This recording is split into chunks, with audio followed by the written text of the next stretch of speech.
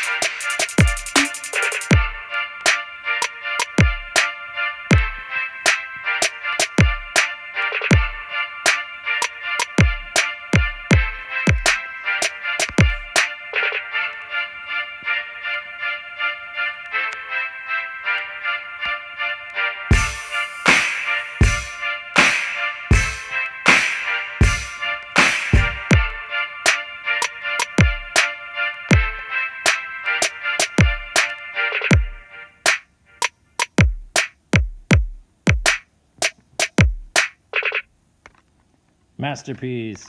So we've got our recording. I could switch to the track view up at the top left here. Next to the microphone, there's some stacked rectangles. I can get into my track view. Each of these now can be edited piece by piece.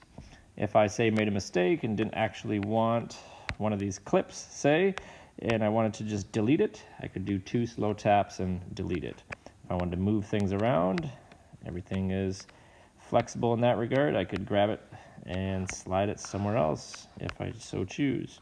So a lot of different options for how you can manipulate your tracks here.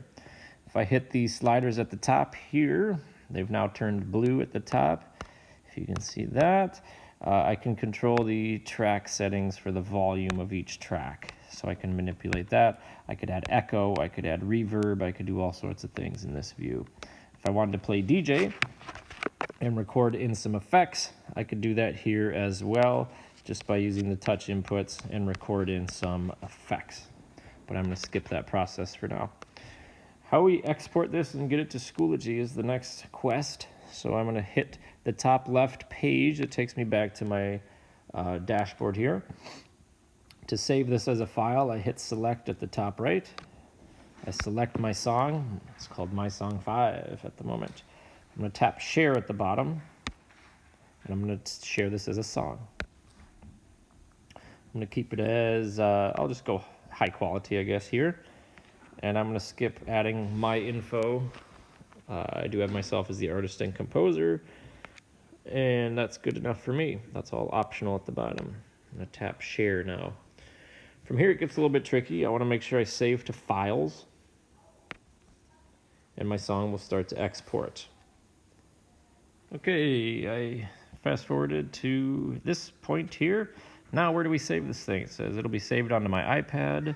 You could put it into a subfolder if you have some set up. Otherwise, just keep it as on my iPad. Tap save. It's now in my Files app and sorted alphabetically. Here's My Song 5.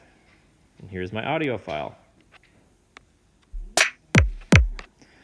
So now, getting into Schoology is the last piece of the puzzle.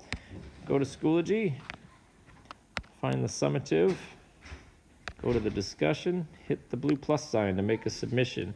We want to attach a file.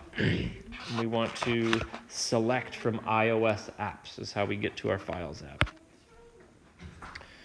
So this should pull up all of your files that are in your Files app. Mine was called My Song 5. So I can see next to attach, there's a 1 indicating I've attached one file. Now I just need to say hello or something in the text box, so it allows me to hit the green check mark.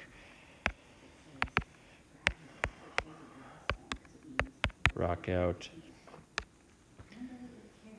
Boom. Congratulations, you're a recording artist.